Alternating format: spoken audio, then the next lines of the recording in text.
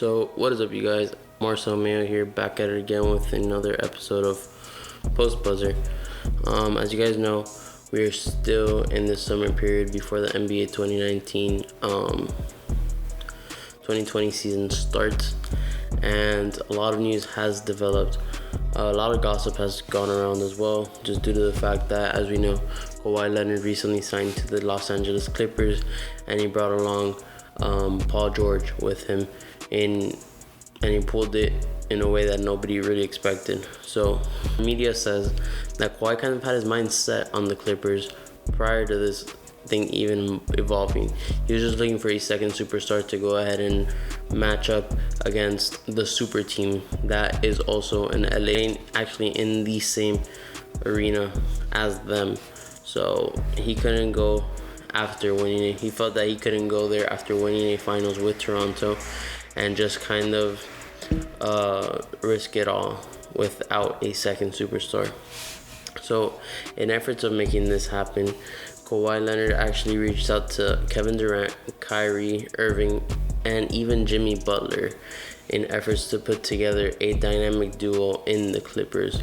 And then he finally set on making it happen with Paul George. He reached out to him. Paul George was interested, and once that settled, he kind of had to elongate the process. That way the Clippers could do what they had to do to be able to have a chance to acquire Paul George. So now that has been accomplished, Kawhi Leonard felt it fit to go ahead and do what he needed to do with the Clippers and kind of put that franchise on his back. As you guys know, again, when he went to the finals with the Raptors, he felt that it was a really big load to carry that team on his back, and he felt that. And again, he just came off of an injury, and although the franchise went ahead and treated him with the utmost respect and respected his injury and gave him time to recover, he still felt that he needed a second man to be able to accomplish such a job, especially when he was facing it when he was facing the super team right in his own hometown. Also in news, the Lakers have got a new acquisition. They actually acquired Avery Bradley, the small forward for Memphis. He's actually put up respectable numbers. Very young guy, 28 years old. He's a pretty standard player, very good defensive player. Back in his day, he was actually head in head with the Clippers point guard Patrick Beverley. So real good acquisition of talent there to help the Lakers enforce their defensive end.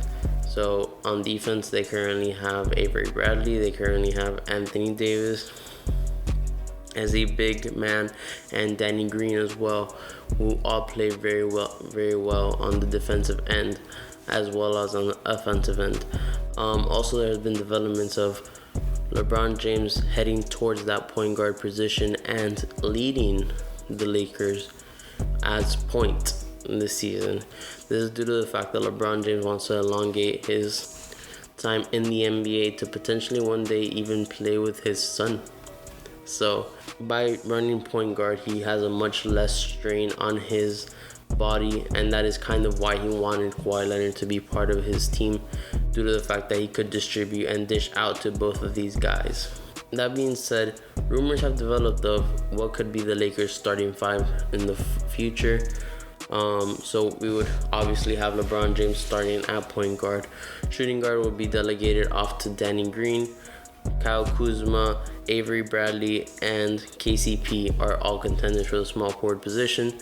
In that case, power forward would be Anthony Davis or Kuz, depending if he's small forward or power forward. And center would be DeMarcus Cousins, JaVale McGee, or AD. So that could dish out depending on how it rolls out. But these are potential scenarios for the Lakers starting five. So enough of that. Let's all get to the juicy stuff. So recently, as you guys know, in the NBA, Russel Westbrook has been up for the market. Russel Westbrook being the superstar that he is for OKC. Earlier this where earlier this summer, he actually was in a potential trade, or placed in a potential trade to the Toronto Raptors, and that was without his consent.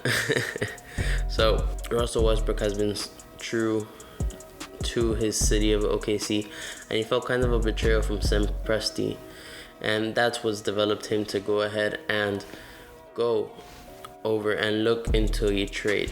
It's just due to the fact that he feels uncertain. He feels like he has been betrayed to a certain extent after giving up the potential for titles. After KD left, after Paul George left, he was down to still play. He's been through thick and thin with this organization, and just like that, he was up for grabs, and without even his consent, which is the worst part. So he feels like he can't play with an organization like this anymore, and due to this, he's looking to get traded elsewhere. As you guys know, one of the top contenders for him was Miami and the Heat organization with Pat Riley.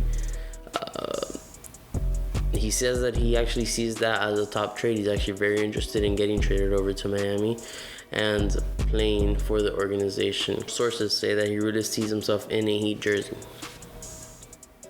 So that being said, I would probably put them in as a contender to the East. The East is fairly open right now. Honestly, the only mentionable teams is probably Milwaukee and Philadelphia. Those two being the top favorites of the East. So therefore, there is space for the Heat to actually go to a playoff. Maybe first rounders, second rounders. Maybe not win it all, but definitely make it somewhat of depth in the playoffs. And this is much better for Russell Westbrook, who has honestly in the past years only been first rounders, if so, in the West. And the West is kind of loaded, so this would kind of work out commonly because Pat Riley has actually opted to give really standard players big contracts, and that's kind of hurt the organization just due to the fact that they're over capped. And doing a trade like this would actually put another superstar on their name, which could potentially boost interest in Miami, as opposed to having three average Joes that like people don't really buy tickets for. It's actually notable that the Heat have not done as well since the LeBron James and Dwayne Wade era. So that being said, bringing in a superstar like Russell Westbrook could help boost those type of tickets. Jimmy Butler could make an impact, but let's be real, he is a B+ name. At least, maybe not a player. He is an exceptional player, but he's not a name that gets people excited. So bringing in a name like Russell Westbrook could boost ticket sales, could boost the business, could do a lot of things, and is a smarter move as a franchise, even if they're giving up 3, 4, 5 players. And that is the point of view that they're looking at, from not really as being a championship contender, but just the fact of boosting more interest in the Miami Heat. That being said, they will still have a shot at the playoffs because the East is fairly open at the moment. As you guys know, there's only really 2 teams that are pretty up there as of now, which is Milwaukee and Philadelphia. The Boston Celtics is kind of like an uncertain shot. Like, we don't know where it's going with Kemba Walker signing there now. So, I mean, it's a place to see, but it's fairly open just due to the fact that most people that were amazing, or most honorable teams, kind of lost players. A lot has shifted over the past 2-3 weeks in the NBA, and that's just gonna put us in a new spot. So we gotta stay tuned, find out, and you guys can know that you could always find the latest news right here on this channel with Mache Media. So be sure to go ahead and subscribe. And as you guys know, Post Buzzer is on Mondays, Wednesdays, and Fridays, always at 9 a.m. Eastern time. So that being said, be sure to check us out on Pod. Links will be down below. Thank you guys for tuning in, and have an amazing Wednesday. Deuces.